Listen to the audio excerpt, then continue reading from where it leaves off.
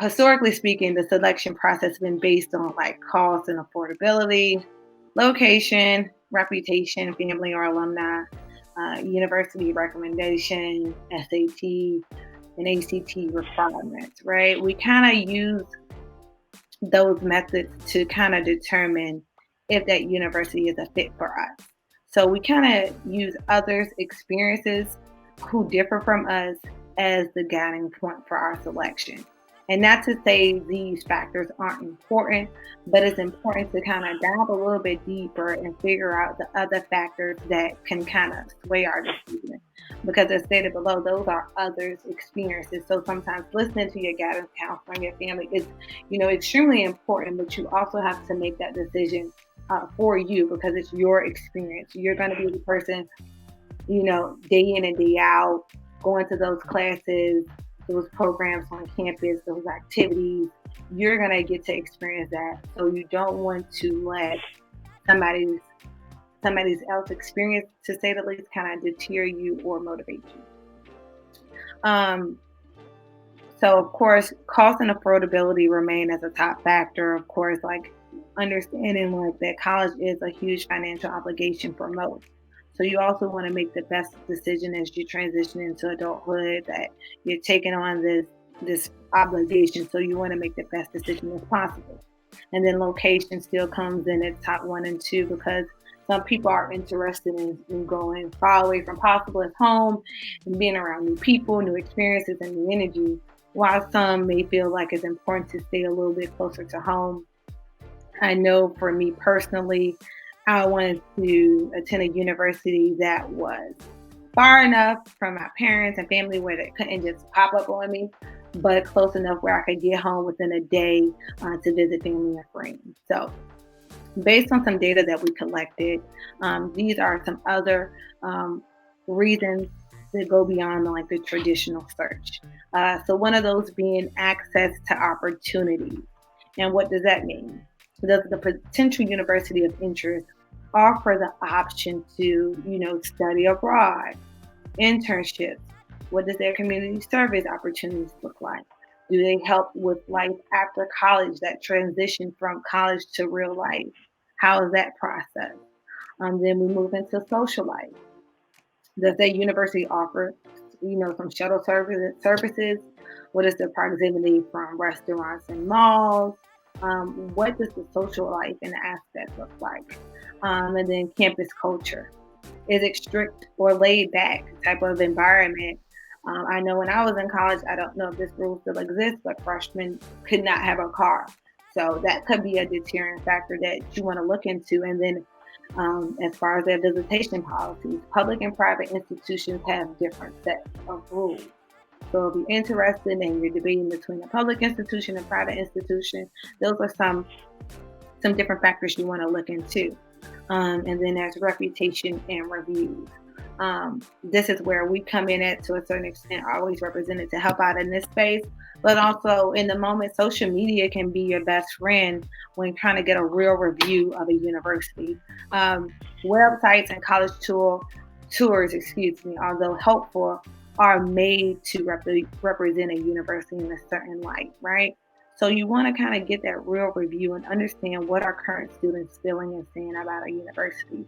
Um, I say last week or so, I was like on TikTok scrolling, and a student was basically transferring from a university, but due to lack of fit and racism, that university will remain nameless, but they kind of did a vlog and different hashtags on why they would be transferring. So you kind of want to look into those different reviews, whether it be TikTok, Instagram, Twitter, Facebook, and kind of get reviews and maybe reach out to current students to see how they feel and how's the climate on campus.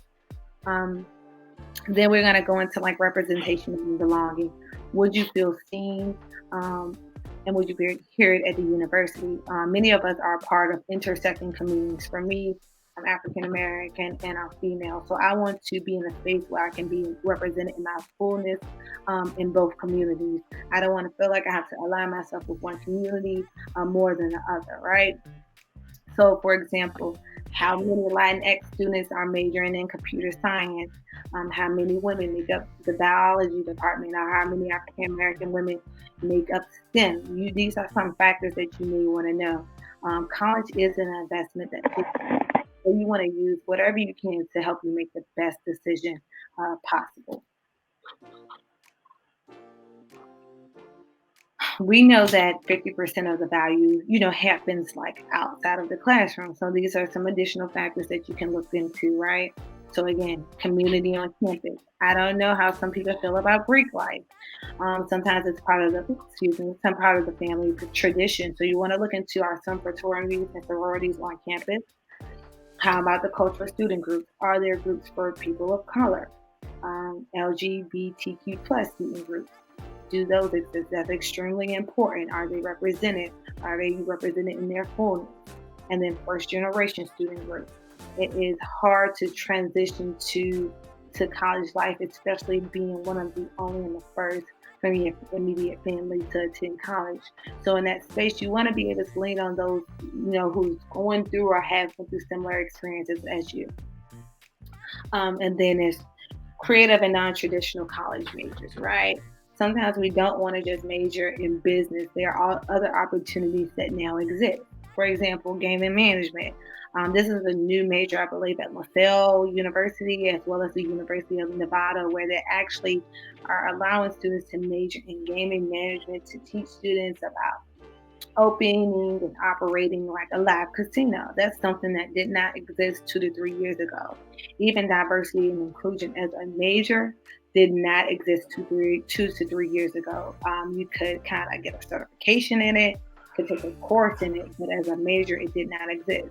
As well as marine biology and AI. And then diverse faculty, that is just as important as the population on campus. So be sure to search your website. If you already know the major you're leaning towards, look up that website and look into like the College of Business or College of Communications and look at the staff that represents that. Or you could simply pull a diversity report. And lastly, financial opportunities. Um, as we stated before, this is a huge financial obligation for some. So now colleges have taken that into perspective and they offer different repayment options. They offer financial literacy programs and one-on-one coaching and credit counseling for students. These resources are available on some campuses, not all, but some universities are providing alternatives to paying back. I know one college offers iGrad, so it's a system that helps college students manage their money and help them be proactive in paying back student loan debt. So now we're going to get into kind of again following up on what we already discussed. It's like understanding what matters to you and what matters the most. One of those things is campus dorm and aesthetics. Like, does that really matter? Is it modern? Is it updated? Is it renovated? Like, does that matter to you? Really looking inside that campus. Does it feel like home when you walk onto that campus? Do you feel comfortable? Do you feel safe? Taking those things into consideration. Next, moving into mental health. Mental health matters is extremely important. Looking at some surveys back in 2018 and 2019, about 60% of respondents felt anxiety during college, and 40% experienced some type of depression. So, you want to make sure that your college has some type of supporting programs and initiatives that exist. Screenings, 101, peer groups. These are all questions that you could ask. You could email someone in the admissions department. You can search the website. Again, find a student that's attending the university and see if these resources actually exist. Then moving into like social issues and injustices. How are universities responding to social issues? Are they creating actionable steps towards change? Is it minimal or do they ignore it? A lot of students and parents are watching how universities respond to social issues. And a high percentage of students and parents say how institutions respond to social issues can influence enrollment decisions. So, does a university really stand on their mission and values as they promote it? really take the time to look into these options as they exist, as they can be a determining factor in your selection process. Um, it's not all about the reputation or the name of the school. You kind of want to dig into the core and do your own due diligence and your research as it's about you and your experience, and you want to make the best